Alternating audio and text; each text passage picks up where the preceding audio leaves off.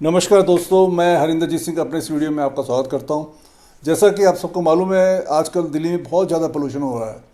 Pollution के कारण हमारे जो सीनियर सिटीजन्स हैं उनको सैर करने, बाहर मॉर्निंग वॉक करने, बाहर पार्क में बैठ के योगा करा करते थे, सब कुछ बंद हो रखा है। यहाँ तक कि बच्चों के स्कूलों की छुट्टियाँ हो रखी हैं और कई गाड़ियाँ वगैरह बंद कर रखी हैं डीजल वगैरह की, जिससे लोगों को काफ़ी प्रॉब्लम आ रही है।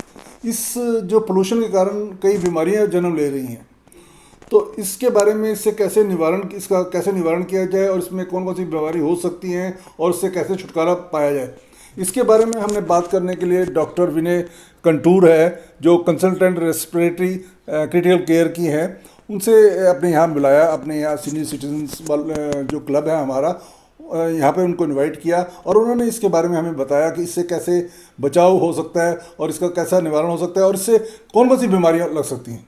आइए मैं आपको सुनवाता हूँ उनके। सुहानी सुबह में प्रस्तुत हुई हूँ कुछ डिस्कशन करने के लिए हेल्थ रिलेटेड। मैं भी आप सबके बीच में ही रहती हूँ। हम एक स्टोन्स थ्रो डिस्टेंस जिसको कहते हैं, अपोलो हॉस्पिटल में बहुत आपके नजदीक है और आपकी हेल्थ से रिलेटेड कुछ आज यहाँ पे चर्चा करेंगे, जिसमें कि पोल्यूशन एक बहुत ही मेजर कंट्रीब्यूटर है हमारी हेल्थ के लिए, जो रेस्पिरेटरी हेल्थ होती है। मेरा नाम डॉक्टर विनी कांटू है। मैं रेस्पिरेटरी और क्रिटिकल केयर विभाग में इंद्रप्रस्थ अपोलो हॉस्पिटल में सीनियर कंसल्टेंट हूँ। सो हम जिन डिजीजेस से हम वास्ता रखते हैं वो सारी रेस्पिरेटरी सिस्टम की डिजीजेस होती हैं, यानी कि लंग्स की जितनी भी डिजीजेस हैं, स्लीप से रिलेटेड जितनी भी डिजीजेस हैं और क्रिटिकल केयर पेशेंट्स जितने भी होते हैं जो आईसीयू में भर्ती होते हैं, उन सब की देखभाल करने में मदद करते हैं। जाहिर सी बात है कि कोविड के टाइम पे भी हमने बहुत सारे मरीजों को ठीक किया था और इसमें अपोलो हॉस्पिटल की एडमिनिस्ट्रेशन हमारे साथ खड़ी थी और हजारों मरीज हमारे यहाँ से ठीक होके गए हैं। तो आज हम बात करेंगे रेस्पिरेटरी हेल्थ के लिए, स्पेशली एल्डरली लोगों में रेस्पिरेटरी रिलेटेड क्या हेल्थ रिलेटेड प्रॉब्लम्स हो सकती हैं। अक्सर हमने देखा है जब भी पेशेंट्स हमारे पास आते हैं कोई भी कंप्लेंट लेके बताने के लिए कि हमें खांसी हो रही है या ब्रेथलेसनेस हो रही है या कोई और रिलेटेड प्रॉब्लम्स है, तो वो इस चीज को रिलेट करते हैं अपनी एज से। तो कहते हैं कि हम अब एज हो रहे हैं इसलिए शायद हमें थकान होती है बहुत ज्यादा, हम अपना काम दिनचर्या नहीं कर पाते हैं। तो डॉक्टर साहब मुझे लगता है कि एज भी हो रही है, उसके कारण ही हमारी ब्रेथलेसनेस होती है। लेकिन ब्रेथलेसनेस जो है यानी सांस का फूलना, वो एक एबनॉर्मल सिम्टम होता है। ये नॉर्मल नहीं है किसी भी एज में, अनलेस एंड अनटिल कोई बहुत ही फ्रेल हो। फ्रेल का मतलब होता है कि उनकी हेल्थ जो है इतनी ज्यादा रोबस्ट नहीं है, उनके मसल्स वीक हैं, वो खाना पीना ठीक से नहीं खा रहे हैं, इसके कारण उनकी हेल्थ वीक है। तो वो ब्रेथलेसनेस अलग ब्रेथलेसनेस होती है। लेकिन जब आपको ब्रेथलेसनेस होती है तो एक एबनॉर्मल सिम्टम होता है और इस एज में सबसे कॉमन होता है सीओपीडी। अभी हाल ही में हमने 2 दिन पहले वर्ल्ड सीओपीडी डे पे भी इसी तरह जागरूकता फैलाई थी कि कैसे हम अपने सीओपीडी को पहचान सकते हैं। ये डिजीजेस के बारे में मैं इसलिए डिस्कस कर रही हूँ क्योंकि कॉमनली आप सब लोगों की एज में ये डिजीजेस बहुत कॉमन है और इसका एक मुख्य कारण जो होता है स्मोकिंग होती है। और स्मोकिंग केवल एक्टिव स्मोकिंग नहीं हम मानते हैं। एक्टिव स्मोकिंग का मतलब होता है कि आप अपने आप ही सिगरेट पी रहे हैं, बीड़ी पी रहे हैं या उसका धुएं का कश ले रहे हैं। दूसरा होता है पैसिव स्मोकिंग। पैसिव स्मोकिंग यानी कि आपके पार्टनर स्मोक करते हैं और उसके सामने आप बैठे हुए हैं और ये पैसिव स्मोकिंग का धुआं आप सालों से अपने लंग्स के अंदर ले रहे हैं। अब आप पूछेंगे कि हमारी दिल्ली एनसीआर में इतना ज्यादा पोल्यूशन है तो ऑलरेडी हमारे लंग्स जो है स्मोक कर रहे हैं। जी हाँ, ये स्मोकिंग जो है, जो पार्टिकुलेट मैटर होता है, जो सॉलिड मैटर होता है, वो सस्पेंड होता है एयर के पार्टिकल्स में, इसको एरोसोल कहा जाता है। तो ये सालों से हम गंदी हवा जो है ले रहे हैं। आपने अखबार में भी पढ़ा होगा कि पोल्यूशन का जो मेजर कारण है वो व्हीक्यूलर एग्जॉस्ट फ्यूम्स है, यानी कि साल भर हमारे दिल्ली में एनसीआर में ये व्हीक्यूलर फ्यूम्स जो एग्जॉस्ट है ये पड़ा रहता है और हमारा जो AQI इंडेक्स है वो भी बिटवीन 150 टू 250 हॉवर करता है, यानी इसी बीच रहता है। तब हमारी जो सरकारें हैं इसके ऊपर इतना ध्यान नहीं देती, क्योंकि ये हजार्डस कैटेगरी में नहीं आता है। सो नॉर्मल जो लेवल्स इसकी होती हैं वो 50 होती हैं, जो 2.5 पीएम यानी कि जो पार्टिकल का साइज है 2.5 माइक्रॉन्स होता है, और इसी को हम गिनते हैं कि हमारी हवा में ये कितना प्रदूषित है। तो अगर 50 से कम है उसे हम नॉर्मल मानते हैं। बाहर के देशों में, मैं लंदन में भी रही हूँ, मेरी आधी पढ़ाई लंदन में हुई है, तो हम जब वहाँ पे AQI इंडेक्स चेक करते थे, वहाँ का इंडेक्स 1 to 2 होता है, कंपेयर टू दिल्ली जहाँ पे हम अभी 450 की रेंज में ब्रीथ कर रहे हैं। तो ये एक मुख्य कारण होता है COPD नाम की बीमारी का, जिसमें हमारी सांस फूल सकती है। COPD हमारे ब्रीदिंग ट्यूब्स की बीमारी होती है, जिसमें ये ट्यूब्स सिकुड़ जाती हैं, और वही जो लंग्स के गैस एक्सचेंज एरियाज होते हैं उनमें भी कमी आ जाती है, और वो परमानेंटली सूज जाती है, उनकी इलास्टिसिटी खत्म हो जाती है। ये इलास्टिसिटी कांस्टेंट इन्फ्लेमेशन के कारण वहां खत्म होती है, और इस इन्फ्लेमेशन को जागरूक करता है पोल्यूशन या फिर स्मोकिंग, चाहे वो एक्टिव स्मोकिंग हो या फिर पैसिव स्मोकिंग हो। ये कुछ मुख्य कारण है जिसके कारण COPD होता है। और यदि आपको ब्रेथलेसनेस होती है, हर विंटर में आपको खांसी रहती है जो 3 महीने तक ठीक नहीं होती या ज्यादा बलगम बनती है, ये कुछ मुख्य इसके सिम्टम्स होते हैं जिससे आप इसको पहचान सकते हैं। वहीं दूसरी तरफ हमने देखा है इस एज में लंग कैंसर्स बहुत कॉमन होते हैं, और लंग कैंसर का एक बहुत ही कॉमनेस्ट सिम्टम जो होता है वो खांसी आना होता है। ये खांसी 2 हफ्ते से ज्यादा देर तक रहती है, और आमतौर पे जो फ्लू होता है उससे अलग खांसी होती है ये।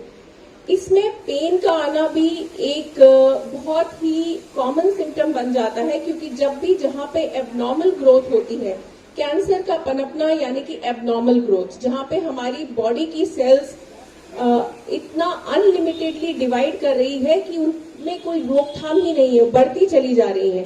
तो इस लेवल पे जब सेल्स बढ़ती हैं या कोई मास बनाती है कहीं भी, तो वहां पे पेन का आना बहुत कॉमन हो जाता है। तो पेन एक ऐसा सिम्टम है जिसको कभी भी इग्नोर नहीं करना चाहिए। तीसरा सिम्टम होता है थूक में खून आना। तो यदि किसी की भी थूक में खून आता है, अगर वो बहुत मिनिमल खून नहीं है, जब हम अग्रेसिवली खांसी करते हैं तो गले से भी खून आ सकता है, लेकिन अगर साफ खून आपके खांसी में आ रहा है, उसमें क्लॉट्स आ रहे हैं, तो जरूर अपने आप को चेक कराएं। ये 2 मुख्य कारण होते हैं इस एज में हमारी लंग हेल्थ को जो अफेक्ट करते हैं। तीसरी तरफ हमने देखा है एस्मा भी काफी एग्रीवेट हो सकता है इस एज में। एक तो बच्चों में एस्मा बहुत कॉमन होता है, जबकि वो हमारे पास आते हैं वीजी ब्रोंकाइटिस लेके, और बीच में लोग ठीक हो जाते हैं। उसके बाद इस एज में काफी जागरूक हो जाता है एस्मा। इसका कारण भी यही है कि वो कांस्टेंट इन्फ्लेमेशन शरीर में बनी रहती है, और उसी के लिए, उस इन्फ्लेमेशन को कम करने के लिए हम इनहेलर्स देते हैं। इसके अलावा ये सीजन फ्लू का सीजन होता है, और फ्लू के बारे में मैं क्यों इतना बात करना चाहती हूँ। सब लोग सोचते हैं कॉमन सा फ्लू है, खांसी जुकाम है, एकदम से ठीक हो जाएगा। ऐसा नहीं होता है। पूरे विश्व में देखा गया है कि 3 से 5% ऐसे लोग होते हैं, स्पेशली जिनमें कोमॉर्बिडिटीज होती हैं। कोमॉर्बिडिटीज का मतलब होता है जो डायबिटिक है, जो हाइपरटेंसिव है, या फिर उन्हें कोई पहले कैंसर हुआ था, उन्होंने कीमोथेरेपी ले रखी है, या कोई भी इम्यूनिटी कम है उनके शरीर में, वो इम्यूनिटी कम करने की दवा लेते हैं। तो ऐसे कुछ लोग ज्यादा प्रोन होते हैं, फ्लू से अफेक्ट होते हैं, और जब फ्लू से अफेक्ट होते हैं तो उनकी जो डिजीज होती है वो सीवियर की तरफ चली जाती है। सीवियर डिजीज का मतलब होता है कि उन्हें वेंटिलेटर की जरूरत पड़ सकती है, सांस में कोई दिक्कत आ सकती है, सांस फूलना चालू हो जाता है, ऑक्सीजन कम हो जाती है। ऑक्सीजन कम होना सारे लोग काफी अच्छे से समझते हैं, क्योंकि कोविड के टाइम पे सब लोग इस चीज से जागरूक हो चुके हैं कि किस तरह हमें अपनी ऑक्सीजन को देखना चाहिए, या किस तरह हमें ये देखना चाहिए कि हमें हमारी सांस तो नहीं फूल रही है, किस समय हमें डॉक्टर से मिलना चाहिए। तो फ्लू को प्रिवेंट करने के लिए हमारे पास वैक्सीन अवेलेबल हैं, जो कि 70% इफेक्टिव होती है इस सीवियरिटी को कम करने के लिए। आपने कोविड में देखा था कि वैक्सीन की जो इफेक्टिवनेस है वो 80 to 85% होती है सीवियरिटी कम करने के लिए। और प्रैक्टिकली हमने देखा था जब सेकेंड वेव में लोग आ रहे थे तो क्योंकि जो वैक्सीनेशन थी वो एक फेस्ड मैनर में चालू हुई थी, एल्डरली लोगों को पहले लगाई गई थी, तो डेल्टा वेव में हमने देखा जितने भी एल्डरली लोग हमारे पास आ रहे थे वो ठीक होके घर जा रहे थे। वहीं दूसरी तरफ जो 30-35 साल के लोग थे उनमें अगर सीवियर कोविड होता था तो वो नहीं बच पा रहे थे। सो कारण सिंपल था, जो लोग वैक्सीनेटेड थे उनकी बॉडी की इम्यूनिटी रोबस्ट थी, अच्छी थी, काम कर गई, वो ठीक हो गए। और वहीं दूसरी तरफ यंग लोग, हम अनफॉर्चुनेटली कुछ ऐसे यंग लोगों को नहीं बचा पाए। कितने भी हमने कोशिश कर ली हो, कितने भी दिन रात हम उनके साथ खड़े हों, लेकिन वो नहीं बच पाए। तो एक आसान सा तरीका होता है वैक्सीनेशन लेने का। वैक्सीनेशन हम सितंबर के एंड के महीने में या अक्टूबर के सेकेंड वीक तक लगाते हैं, क्योंकि उसको भी काम करने में 4 हफ्ते लगते हैं। सो फ्लू का जो सीजन होता है दिवाली के बाद या आसपास का होता है, इस समय जरूर आप हमारे पास आए, ये वैक्सीन हमारे पास अवेलेबल है, या पास के जितने भी मेडिकल शॉप्स होती हैं वहां पे ये इजीली अवेलेबल हो जाती है। इसका प्राइस रेंज 1500 रुपए से लेकर 2200 रुपए तक का होता है। और जितने भी लोग 65 से ऊपर हैं उन्हें ये वैक्सीन जरूर लगानी चाहिए। और जो डायबिटिक्स हैं, हाइपरटेंसिव हैं, जिन्हें कोई किडनी की शिकायत है या कोई इम्यूनिटी से रिलेटेड मेडिकेशन लेते हैं, उन्हें तो हमेशा ही वैक्सीन लेनी चाहिए। घर के छोटे बच्चों को जो 6 महीने से 2 साल तक के हैं उन्हें भी ये वैक्सीन आधी डोज में लगाई जाती है, क्योंकि बच्चे ही कॉमन सोर्स होते हैं जहां से हमारा जो फ्लू है वो फैलता है। सो कॉमनली बहुत सारी वैक्सीन होती है, इन्फ्लूवैक के नाम से आती है। अभी जो रेकमेंडेड जो हमारी डोजेस है वो इन्फ्लूवैक टेट्रा के नाम से नॉर्दर्न हेमिस्फेयर वाली होती हैं। इनमें भी कुछ स्पेसिफिकेशंस होती हैं क्योंकि हर साल इनकी स्ट्रेन्स बदलती हैं। सो नॉर्दर्न हेमिस्फेयर, साउदर्न हेमिस्फेयर, किसको कौन सी लगानी चाहिए, जरूर आप अपने डॉक्टर से पूछिए, वो आपको इसके बारे में जरूर बताएंगे। और हर साल किस तरह से चेंज हुई है, कौन सी लगानी चाहिए, वो इसके बारे में आपको बताएंगे। इसके अलावा हमने देखा है कि निमोनिया बहुत ही कॉमन होता है इस एज ग्रुप में, तो निमोनिया की भी वैक्सीन आती है जो बहुत सारे लोग नहीं जानते हैं। निमोनिया की वैक्सीन 2 तरीके की होती है, एक 13 वैलेंट होती है, एक 23 वैलेंट होती है। तो यूजुअली हम 1 साल के अंतर पे ये दोनों बूस्टर डोजेस के रूप में लगवाते हैं। और निमोनिया की वैक्सीन जो है हर साल रिपीट नहीं होती है, ये हर 5 साल के बाद हम लोग लगवाते हैं। सो इसी तरीके से ये जो वैक्सीनेशन है बहुत ही इम्पोर्टेंट है। इसके बारे में यदि आप मुझे और पूछना चाहिए तो मैं आपके सामने आके कुछ डाउट्स क्लियर करूंगी, क्योंकि अभी वक्त हमारे पास इतना ज्यादा नहीं है। मैं मोटे मोटे तौर पे जितनी भी बीमारियां आपके एज ग्रुप में हम देखते हैं वो उसके ऊपर डिस्कस करना चाहूंगी। अक्सर हम सुनते हैं कि पोल्यूशन से रिलेटेड जो डिजीजेस है वो केवल रेस्पिरेटरी ऑर्गन्स की होती हैं, या आंख में थोड़ा सा इरिटेशन हो गया, जुकाम खांसी हो गया, नाक बंद हो गई, इसी तक सीमित है। ऐसा नहीं है। पोल्यूशन से जो डिजीजेस रिलेटेड होती है वो शॉर्ट टर्म होती है और लॉन्ग टर्म होती है। शॉर्ट टर्म तो ये सभी आती है जिसमें खांसी, जुकाम, बलगम ज्यादा बनना, खांसी आना, सांस में दिक्कत होना, वीजिंग होना। वीजिंग का मतलब होता है सीटी जैसी आवाज आना सांस से, रात को नहीं सो पाना, आई में इरिटेशन होना, नाक का बंद हो जाना, या स्किन की प्रॉब्लम्स होना, स्किन बहुत रफ हो जाना, ये शॉर्ट टर्म प्रॉब्लम्स होती है। लॉन्ग टर्म प्रॉब्लम्स जो होती है, जो PM 2.5 से छोटे कण होते हैं, वो हमारे एल्वियोलाई, जो गैस एक्सचेंज यूनिट्स होते हैं हमारे लंग्स में, वहां से ट्रांसमिट होके आपके वेसल्स, जो आपके वेसल्स खून लेके जाते हैं हर अंग तक आपकी बॉडी में, उसके अंदर डिपॉजिट हो सकते हैं। और यही कारण बनते हैं क्रॉनिक इन्फ्लेमेशन का।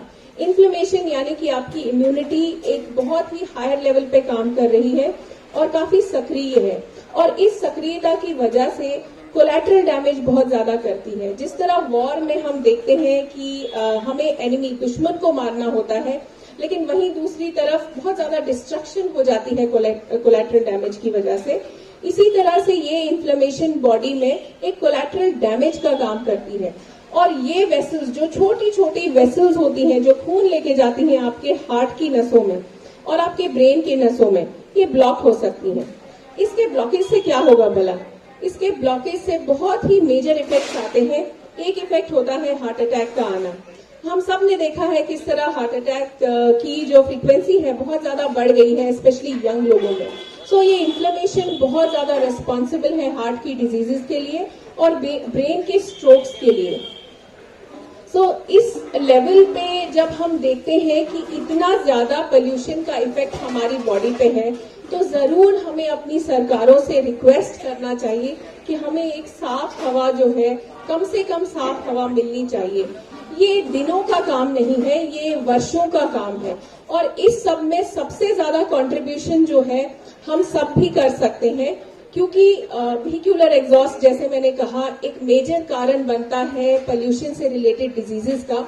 तो हमें भी कोशिश करनी चाहिए, जो हम अपनी गाड़ियां हैं उनको पूल जरूर करें। यदि हम अपने पार्टनर के साथ अपने वर्क प्लेस पे जा सकते हैं, उनको पूल करके जाइए, या अगर आप अफोर्ड कर सकते हैं तो बैटरी ऑपरेटेड कार्स या हाइब्रिड कार्स को अपनाएं।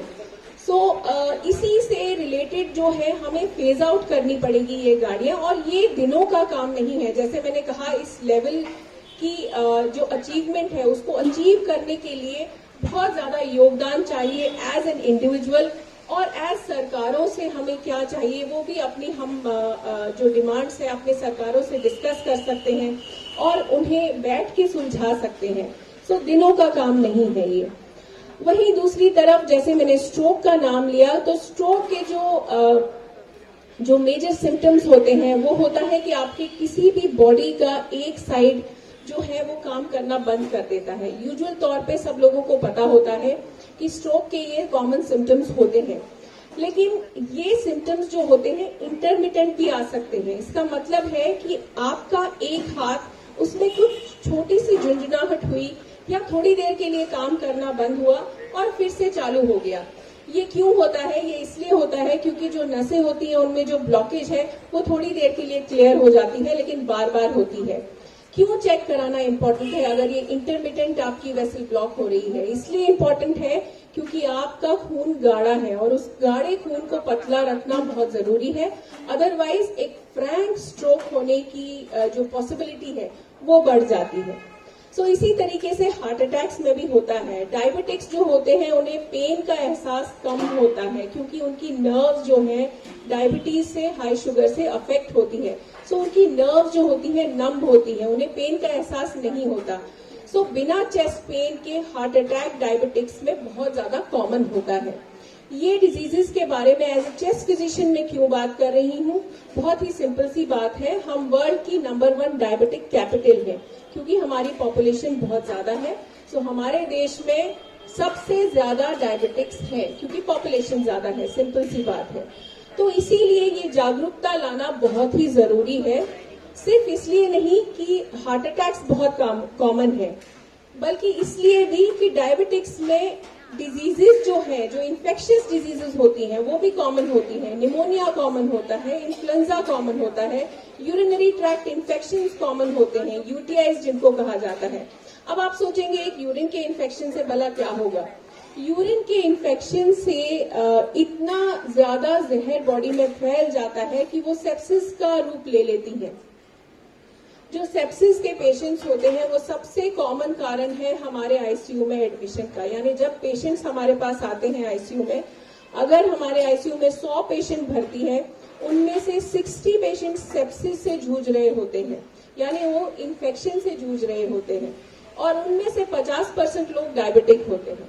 इसीलिए मैं ये जागरूकता आपको ये फैलाना चाहती हूँ कि डायबिटिक्स अगर है तो उन्हें अपने शरीर का खास ध्यान रखना पड़ता है। यदि वो अपनी शुगर लेवल काबू में नहीं रखते हैं तो यही शुगर चींटी की तरह डिजीजेस को अट्रैक्ट करता है। जब हमारा ब्लड एक शुगरी ब्लड होता है, मीठा होता है, तो चींटी की तरह डिजीजेस उस पर अटैक करती है। तो अपने शुगर लेवल पे जरूर ध्यान दें, अपने खान पान पे जरूर ध्यान दें। दूसरी तरफ फिजिकल एक्टिविटी बहुत ज्यादा इम्पोर्टेंट है। फिजिकल एक्टिविटी से बॉडी में कुछ ऐसे हार्मोन्स प्रोड्यूस होते हैं जो एंटी इन्फ्लेमेटरी पदार्थ प्रोड्यूस करते हैं। सो ये जो क्रॉनिक इन्फ्लेमेशन आपके अंदर चल रही है, ये फिजिकल एक्टिविटी और एक्सरसाइजेस से अवॉइड की जा सकती है, क्योंकि एंटी इन्फ्लेमेटरी जो गुड हार्मोन्स होते हैं वो काम करते हैं इन्फ्लेमेशन के ऊपर। यही कारण है बार बार जब हमारे पास लोग आते हैं तो हम उनको ये एडवाइस देते हैं कि आप अपना वेट जरूर मेंटेन करें, मीठा बंद कर दें, अनाज कम कर दें। जो पुराने जमाने होते थे उसमें अनाज की बहुत जरूरत होती थी क्योंकि एक फिजिकल एक्टिविटी और फिजिकल वर्क बहुत ज्यादा होता था। आजकल ये सब हमारी दिनचर्या में नहीं है क्योंकि अगर मुझे अपने घर से, मैं एफ पॉकेट में रहती हूँ, अगर एफ पॉकेट से यहाँ पे चल के आना पड़े तो मैं 10 बार सोचूंगी, अपनी गाड़ी को लेके जल्दी जल्दी गाड़ी में बैठ के आ जाऊंगी। पहले ऐसा नहीं होता था। My mother has been a teacher, वो हम लोग कश्मीर में रहते थे और वो पैदल अपने बस स्टॉप पे जाके बस लेके अपने स्कूल जाती थी पढ़ाने के लिए। सो हर physical activity was through the walking which she used to do every day. इसी तरह बहुत बहुत इम्पोर्टेंट है कि हम अपनी फिजिकल एक्टिविटी जो है वो मेंटेन करें। पानी पीना बहुत इम्पोर्टेंट होता है क्योंकि जो बॉडी के टॉक्सिन्स होते हैं वो वॉश आउट हो जाते हैं यदि आप पानी पीते हैं। सीकेडी पेशेंट्स जो किडनी के मरीज होते हैं या हार्ट के मरीज होते हैं उनमें हम पानी रेस्ट्रिक्ट करते हैं क्योंकि उनके सांस फूलने के चांसेस ज्यादा होते हैं।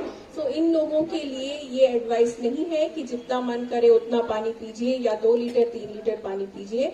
अपने पानी का सेवन अपनी प्यास के अकॉर्डिंग बहुत इजीली किया जा सकता है।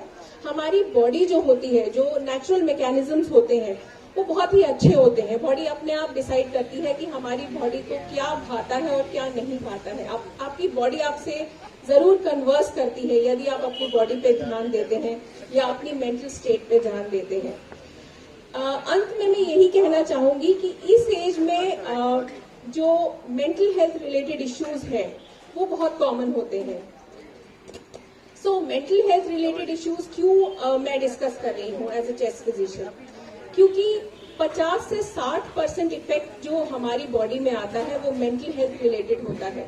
यदि मैं अपने आप में खुश रहूंगी, अच्छा महसूस करूंगी, रोज एक्सरसाइज करूंगी, अपने आप की जो हॉबीज है उनको परस्यू करूंगी तो अपने आप ही मेरी जिंदगी जो है वो खिलखिला उठेगी। अगर मैं दुखी रहूंगी, घर में बंद रहूंगी, खाना कम खाऊंगी, अच्छा नहीं खाऊंगी, बहुत ज्यादा ओवर थिंक करूंगी तो ऑब्वियसली मेरी हेल्थ जो है वो डाउन हो जाएगी। तो जरूर अपनी मेंटल हेल्थ पे भी ध्यान दें और एक आसान सा तरीका अपने मेंटल हेल्थ पे ध्यान देना, उसका तरीका ये होता है कि आप अपनी हॉबी को परस्यू करें।